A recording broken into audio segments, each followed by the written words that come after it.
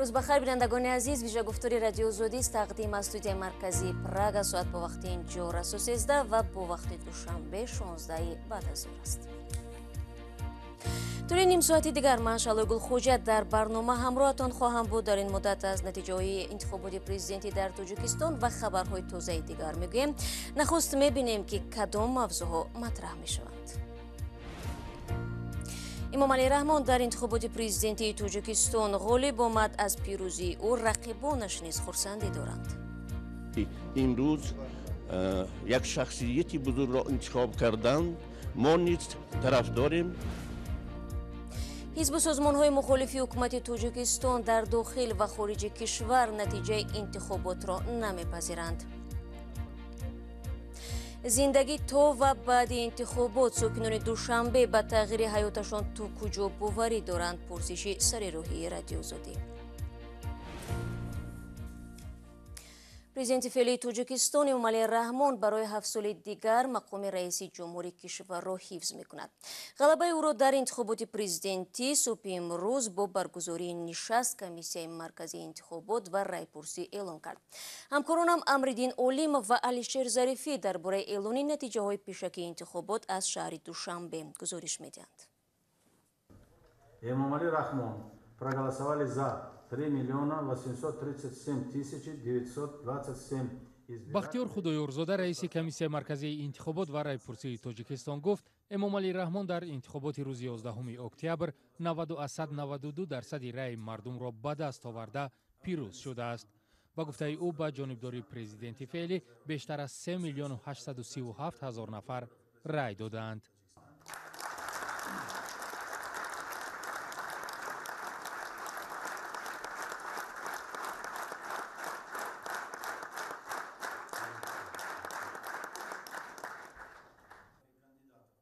аз рӯи ҳисоби комиссияи марказии интихобот ва райпурсӣ аз миёни 4 номзади дигар ки дар интихобот ширкат доштанд, рустам латифзода аз ҳизби аграрӣ пас аз эмом али раҳмон раи бештар гирифтааст. 3,3% мардум ва ё бештар аз 127,000 нафар ба тарафдории ӯ овоз доданд. абдуллоев мирож санонович тарафдор 49,212 нафар 1,17%. ғафорзода абдуҳалим розиқ тарафдор 62,835 нафар 1,49%. латифзода рустам барот тарафдор 127,746 нафар 3,3%. раҳматзода рустам тарафдор 90,587 нафар 2,15%. аз 4,943,289 интихобкунанда дар интихоботи президентӣ 4,221,076 нафар ширкат намуданд ки ин 85,39% шумораи умумии интихобкунандагонро ташкил медиҳад. бахтиёр худоёрзода интихоботро шаффофу демократӣ унвон намуда гуфт дар мавриди қонуншиканиҳои ҷиддӣ гузорише нагирифтанд. ҳарчанд дар бораи райдиҳӣ аз ҷониби як нафар ба ҷои чанд кас хабарҳо мерасанд. президент дар тоҷикистон дар 7 сол як дафъа интихоб мешавад ва номзади пирӯз ҳақ дорад 2 бор пайҳам дар интихобот ширкат кунад. дар интихоботи рӯзи 11 октябр ба маълумоти кмир 3375 участкаи интихоботӣ ташкил шуда, дар 29 давлати хориҷӣ 39 участкаи интихоботӣ роҳандозӣ шуд. 4 номзади интихоботи президентӣ ки комиссияи марказии интихобот онҳоро мағлуб эълон намуд, ба натиҷаи овоздиҳӣ ягон эътироз накарданд ва баръакс ба мадҳу санои эмом али раҳмон пардохтанд. ин номзадҳо ки расман дар интихобот рақиби раҳмон буданд, ҳоло мегӯянд хурсандем ки миллат фарзанди фарзонаи худро интихоб кард. мунтақидони эмом али раҳмон мегӯянд номзадҳои ҳақиқиро ба интихобот роҳ надоданд ва ин корзори муҳими сиёсӣ бидуни рақобати воқеӣ гузашт. идома дар гузориши мулло раҷаб юсуфӣ. 4 номзади шикастхӯрда дар интихоботи президенти Тоҷикистон аз пирӯзии эмом али раҳмон, номзади ғолиб аз ҳизби халқи демократӣ ва раиси ҷумҳури феълӣ истиқбол карданд. имрӯз як шахсияти бузургро интихоб карданд. мо низ тараф дорем. ҳақиқат шахсияте ки интихоб кардем мо шахсияти таърихӣ аст ва ҳамаи ҳаёти ҷомеа аз он вобаста аст.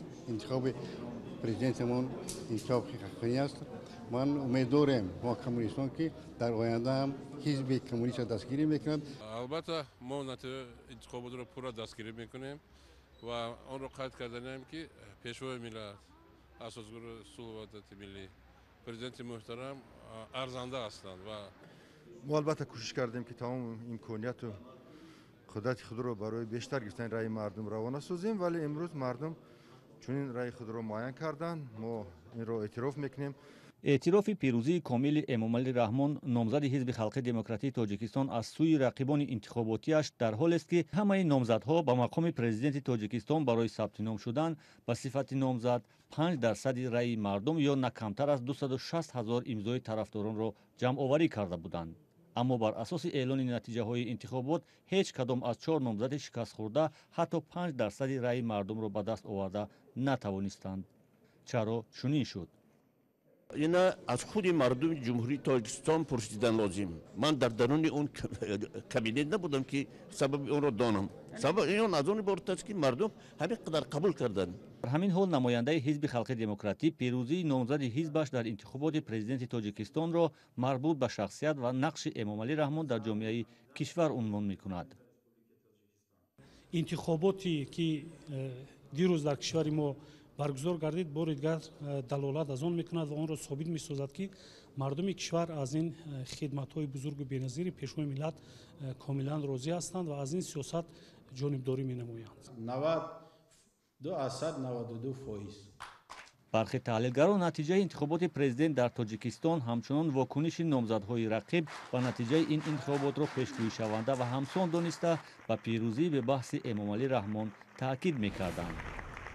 گزارشی برای یوسفی و مولا رجب یوسفی بود. بعد اعلان نتیجه‌های انتخابات پرزیدنتی تاجیکستان، رهبران روسیه، چین، ازبکستان، قزاقستان با عنوان امامعلی رحمان برقی شادباشی فرستاده پیروزی چشمرس را به او تبریک کردند.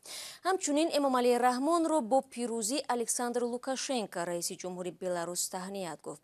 کارشناسان میگویند با نظر داشت اعتراضها در بلاروس که بعد انتخابات پرزیدنتی در آن کشور ادامه دارند، آنها در تاجیکستان رقم کمتری غلبه را انتظار داشتند. کارشناسان نتیجه انتخابات پرزیدنتی در تاجیکستان را پیشگویی شونده ارزیابی میکنند، اما میگویند که بعد از حادثه های انتخابات رئیس جمهوری بلاروس انتظار داشتند که آمار طرفداران امامعلی رحمان کمتر اعلان می شود. ناظران بین المللی از کشورهای مشترک المنافع از روند انتخابات پرزیدنتی در تاجیکستان توصیف کرده آن را نمونه عبرت برای کشورهای دیگر نامیدند. در 78 قطعه آوازدهی که ما مشاهده کردیم یگان قانونشکنی مخصوصا نسبتی پرتافتن برگه‌ها آشکار نشد. راستش را گویم امروز نتیجه های آوازدهی را از کمیسیون مرکزی انتخابات و رای‌پرسی شنیده با این خلاصه آمدیم که حتی اگر چنین حالت‌ها هم میشد فایده نداشت، زیرا مردم انتخاب خود را الکی کرده بودند. ما شرکت خیلی فعال ساکنان مخصوصا جوانان را در انتخابات مشاهده کردیم که در کشورهای دیگر چنین به نظر نمی رسد.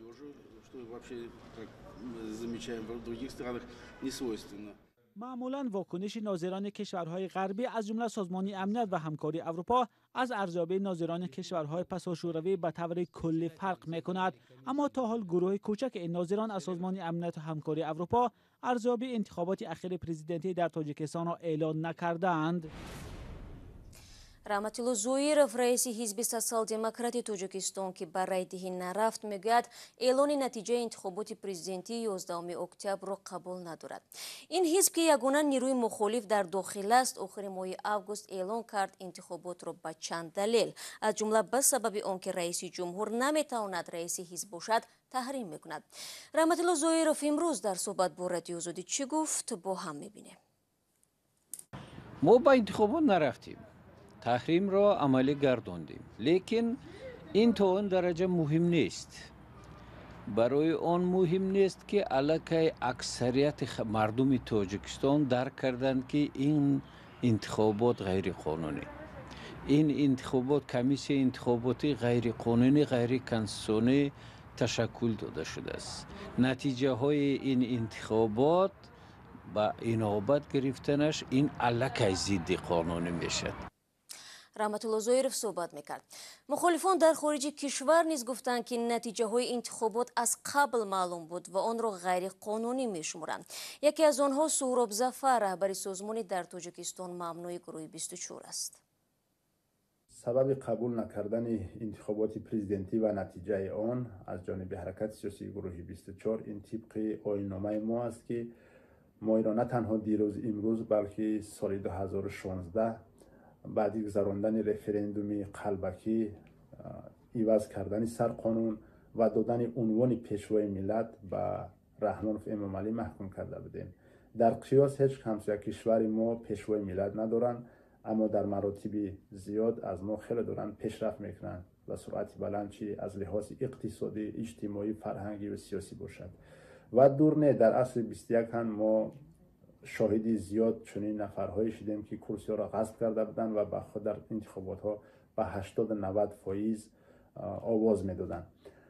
اما در فرصت کوتاه از جانب خود همان مردم با سرنگون گشتند.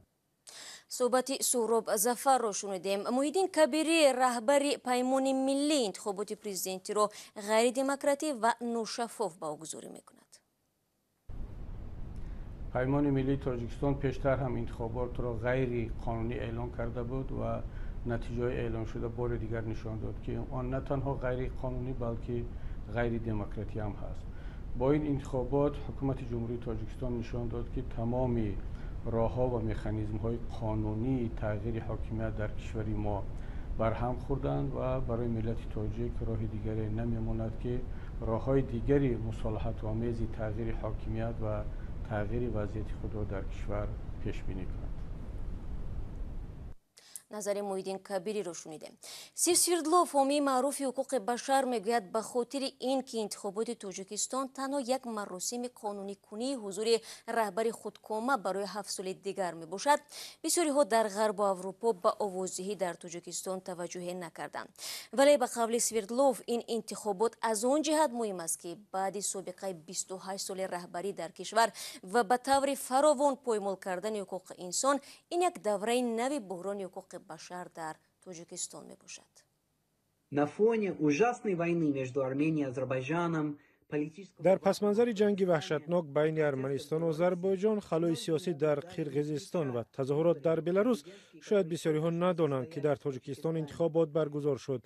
аммо интихоботҳо дар низомҳои худкома аҳамияти зиёд доранд. дар ин ҷо барои аҳолии 9 миллион нафари Тоҷикистон аҳамият дорад ки дар 7 соли гузашта дар як давраи риёсати ҷумҳурӣ ки ба поён расид, шоҳиди ба таври ваҳшатнок бад шудани вазъи ҳуқуқи башар шуданд.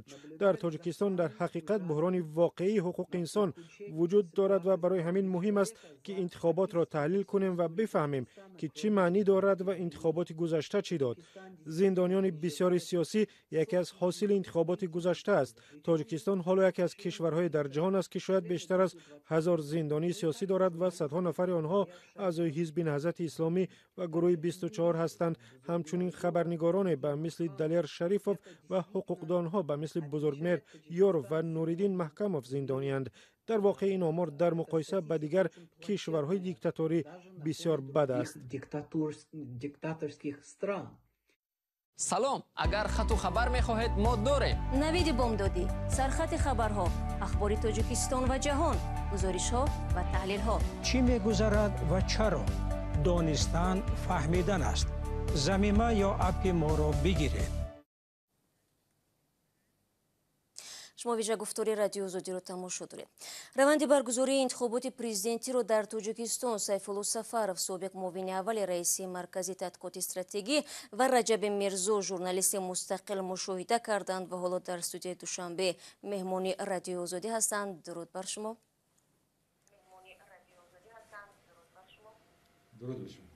ман мехостам мухтасар арзёбиятонро дар мавриди интихобот бифаҳмам ки то куҷо демократӣ буд. ҷаноби Сафаров, биёед аз шумо шурӯъ мекунем. ба назари ман интихобот шаффоф ва демократӣ буд ва ин на танҳо андешаи ман аст, балки ҳизбҳои мухолифе ки дар интихобот иштирок намуданд ва намояндагони онҳо номзадҳо ба мансаби президентӣ ин интихоботро шаффоф ва демократӣ эълон намуданд. خب منادارم نظر شما معلوم شد. رجب میرزا دیدگاه شما چی است؟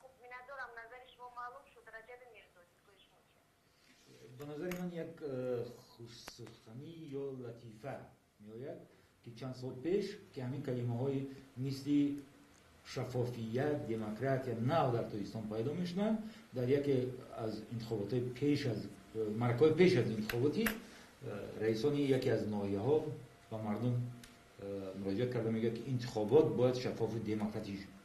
خب مردم چند مرتبه سر میجنبونن مثل من و اخیراً یکیش میپرسد خب ما دموکراتیش فهمیدیم اما برای ما بگه که شفاف چی است. شاید رئیس ناحیه هم نمیدونید که شفاف چی معنی دارد و میگوید که شفاف معنیش همین است که امامعلی رحمان باید غلبه کرد. انتخاباتی که هم ما داشتیم همین بود، یعنی از قبل معلوم بود که برای یک نفر، برای انتخاب یک نفر روانه شده. اصلا پرزیدنت یک نفر میشود، 5 نفر نمیشود. خب تشکر. یک کس میگذره. ببینید طبق نتیجه های اعلان شده امامعلی رحمان یک نفر باز برای 7 سال دیگر تاجیکستان را باید اداره کند. حالا او در پیشروی کدام چالش ها قرار دارد رجب میرزا؟ شما فکر میکنم که امروز حکومت نو تأسیس اما بنیاد امامعلی رحمان یک مسئله دارد، مسئله انتقال قدرت و به همین خودش با نزدیک میکند با هر وسیله که نباشد، دیگر مشکلی ندارد. خب تشکر جناب سیفالله سفر. گفتنی هستیم که البته مشکلی ها هستند، البته پیش از همه کم کردن مهاجران و جایهای کاری، صنعت کنونی کشور و غیره و هاکذا که در همون برنامه‌های دولتی تا سال 2030 انعکاس شدند. یعنی دولت تاجیکستان الکی میداند که چی مشکلی دارد و آنها را چگونه باید حل کنند.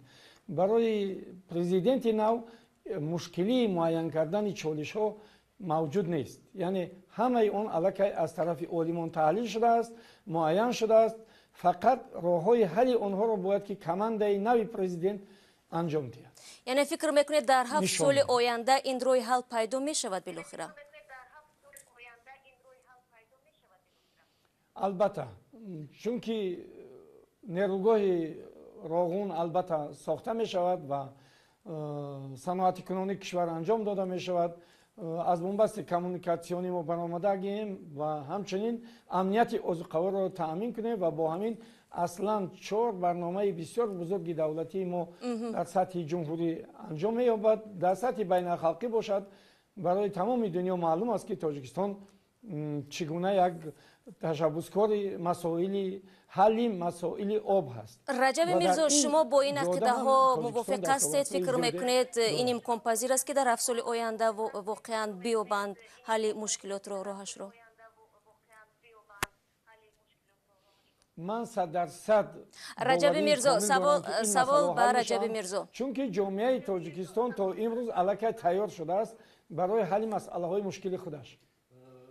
من حالا نمیخوام که درباره 7 سال صحبت کنم. فکر میکنم که استراتژی اصلی حکومت امروز روانه شده است برای 2 سالی من بعد که شاید یک انتخاباتی میان دوره‌ای دیگر پرزیدنتی هم اتفاق افتاد و فکر میکنم که همون کمانده این نوی که سیفالله سفر درباره‌شون صحبت میکنن برای آوردن یا انتقال قدرت یعنی رستم امامعلی روانه شده است و انا همین دوره‌ای هست که باید نشان بدهد، حکومت نشان بدهد که به ارزش‌های دموکراسی و خب طلبات جهانی معاصر تا کجا یعنی قدم گذاری میکنند یا خیر. با سپاس همه مهمتر است. با سپاس از شما برای ابراز اندیشه. خاطررسان میکنم به سوالهای ما رجب میرزا ژورنالیست مستقل و سیفالله سفر سابق معاون اول رئیس مرکز تحقیقات استراتژی تاجیکستان پاسخ دادند و مصاحبه کامل این کارشناسان را میتوانید کمی دیرتر در وبسایت رادیو آزادی تماشا کنید.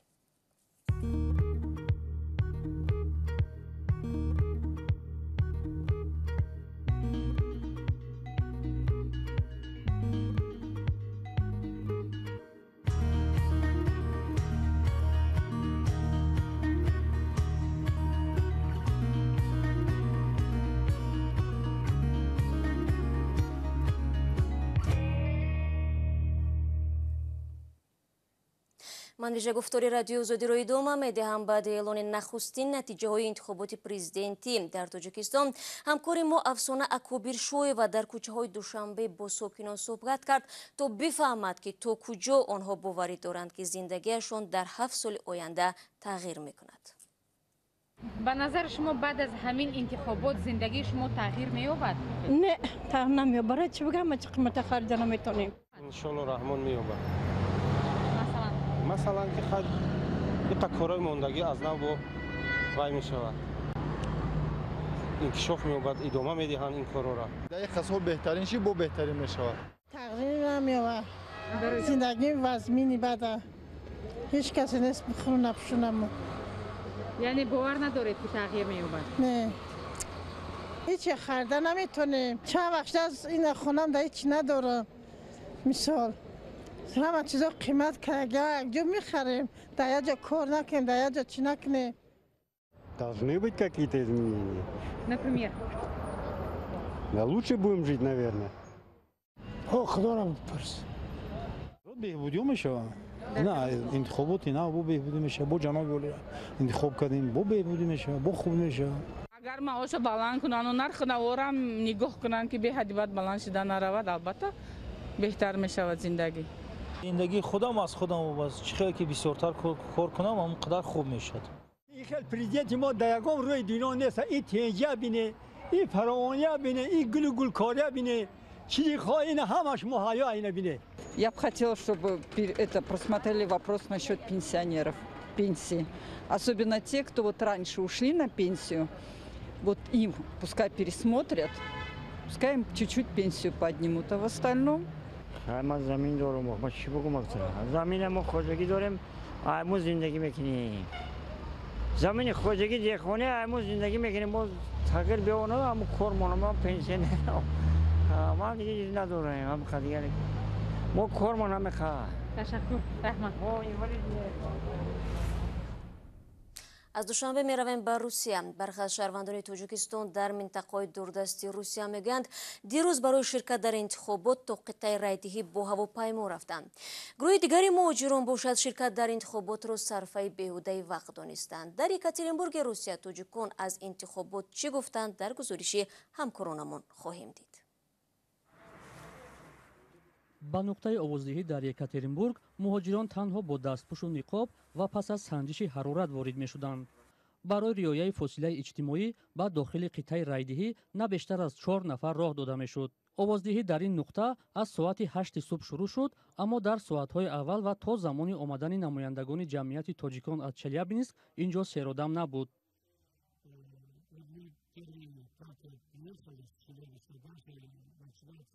мо аввалин гурӯҳем ки ин ҷо барои райдиҳӣ омадем. ҳоло намояндагон аз шаҳрҳои дигари челябинск, троитск, магнитогорск ҳам меоянд. имрӯз тақрибан 300-400 нафар аз вилояти челябинск ба райдиҳӣ меоянд.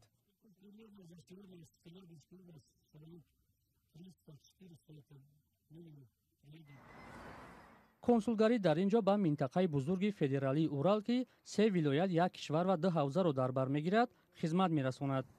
бино ба ҳисобҳои мухталиф дар ин минтақа садҳо ҳазор шаҳрвандони тоҷикистон кору зиндагӣ мекунанд. барои аз минтақаҳои дурдаст ба овоздиҳӣ омадани тоҷикон раҳбарони диаспорҳо нақлиёт ташкил кардаанд. аммо намояндаҳо аз шаҳри сургут ки дар масофаи 1200 километр дуртар аз екатеринбург қарор дорад, худро бо ҳавопаймо ба қитъаи интихоботӣ расониданд.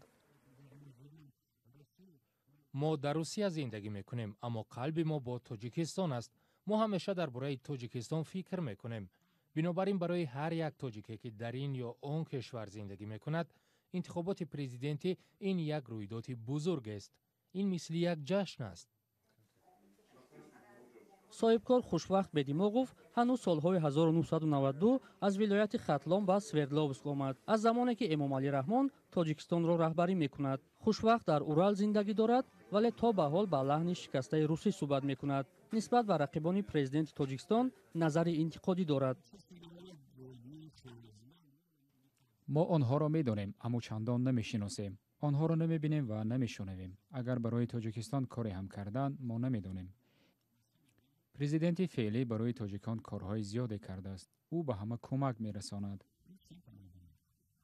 шукрулло темиров, ҳамкори хушвақт аз ҳавзаи ханти Мансизк ҳам ба ҳамин фикр аст.